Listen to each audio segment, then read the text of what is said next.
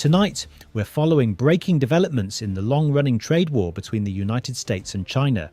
High-stakes negotiations took place this week in Switzerland, where US Treasury Secretary Scott Bessent and Trade Representative Jameson Greer met with top Chinese officials.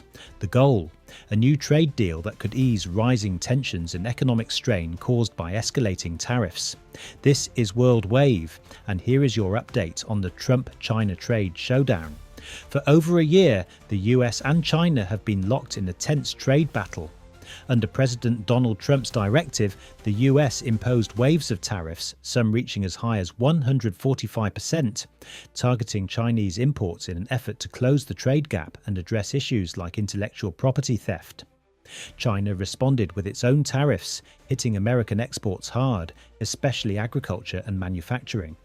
With over $582 billion in goods exchanged between the two nations last year, the consequences of this standoff have been enormous. But a major shift occurred recently. A new trade agreement between the United States and China marked a significant moment in global economic diplomacy.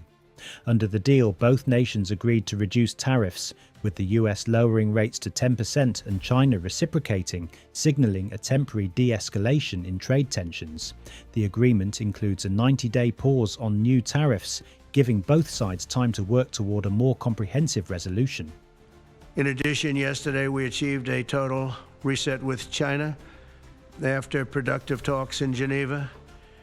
Both sides now agreed to reduce the tariffs imposed after April 2nd to 10% for 90 days as negotiators continue on the larger structural issues.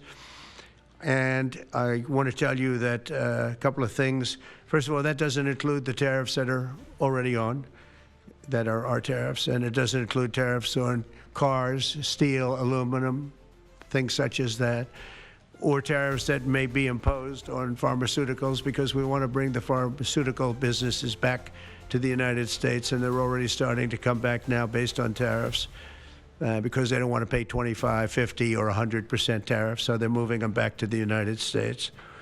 While tariffs on key goods, especially those related to fentanyl, remain in place, the deal reflects a mutual commitment to stabilizing markets and avoiding full-scale economic decoupling. President Trump described the agreement as a strategic step toward reshaping international trade dynamics, while also reaffirming US influence on the global stage. Though it remains a framework rather than a finalized treaty, the move has sparked cautious optimism among economists and businesses alike. On the ground, however, many are still feeling the squeeze.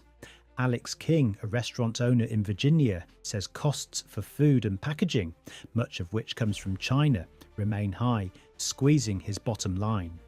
Across the country, vendors are still wary of signing long-term deals, fearing sudden tariff reversals. Cargo shipments remain sluggish, and US exports of soybeans and some products to China have yet to fully recover. Meanwhile, President Trump is expanding his trade agenda beyond Asia. A new framework agreement was also signed with the United Kingdom this week, and more deals are reportedly in the pipeline. Still, he warns that a baseline tariff of 10% may become the new normal in US trade policy. As both sides continue talks under the new agreement, the world watches closely. Will this pause lead to lasting solutions, or is it just a temporary lull in a much larger conflict? We'll keep you updated as the situation develops. Don't forget to like, subscribe and turn on notifications for more verified news straight to your screen. This is World Wave. Thanks for watching.